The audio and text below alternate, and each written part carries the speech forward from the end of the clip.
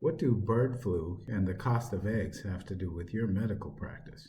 Well, apparently, as we can see from this, bird flu or the H5N1 virus has one mutation before it spread from human to human. Now, we don't want to panic. Apparently, we know people have tested positive, as listed here. One person in Texas has tested positive. Here's the good news. Right now, it hasn't jumped the gap. But why should that even matter? Well, it looks like the National Institute of Health has said bovine influenza, it can, with one mutation, attach to those receptors. What does that have to do with the price of eggs? Well, in order to stop the spread of bird flu, it's necessary to kill all the chickens, or rather, the infected population. Hence, less chickens, less eggs, the cost of eggs goes up. It's not just Donald Trump, it's actually the chickens are getting bird flu. Why does that even matter? Well, this guy, you might recognize him, that's Bill Gates. And he actually wrote a book, How to Prevent the Next Pandemic.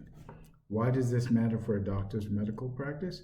Well, apparently, quite a few people have an idea of exactly how that should work. Here is Biden's monkeypox advisor. Yes, they actually have a monkeypox advisor. This is back in 2022, 2023, when monkeypox was breaking out. Why this matters is that we're seeing that these pandemic protocols, or rather the threat of a pandemic, whether it be bird flu or monkeypox, is having a significant and practical effect on the population in the country all over the world. We've seen this all the way from Australia to the United States to Canada. There's even been incidences.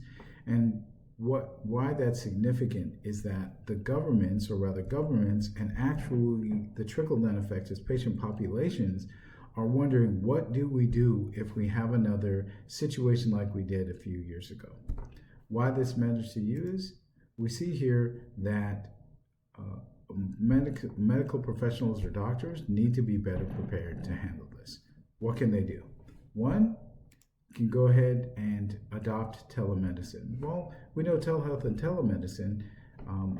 We see here where the HHS and the DEA have come together to extend the protocols that were in place during the pandemic for telemedicine reimbursement and prescriptive behavior and those capabilities. So we see that telemedicine is still the most viable option. Adopt some sort of remote check-in protocol. So in the incidence of quarantine or the needs for social distancing, your physician's practice is going to need some way for patients to check in remotely, like a QR code or some remote check-in portal for in-office visits. Also, you're going to have to adopt some sort of telemedicine framework because, as we've seen even here recently with the outbreak of flu, patients are going to revert to that behavior that was set in place during the pandemic. Follow for more information on how your practice can react or be better prepared for current events and the future. And if you'd like to find out how to incorporate telemedicine to your practice to increase profit, reduce your workload, and stop trading time for money, that way you can build a practice that actually runs without you, without reducing your income. Comment "win" below this video if you're on social, or go to www.emedicine.healthcare to book a call with us today.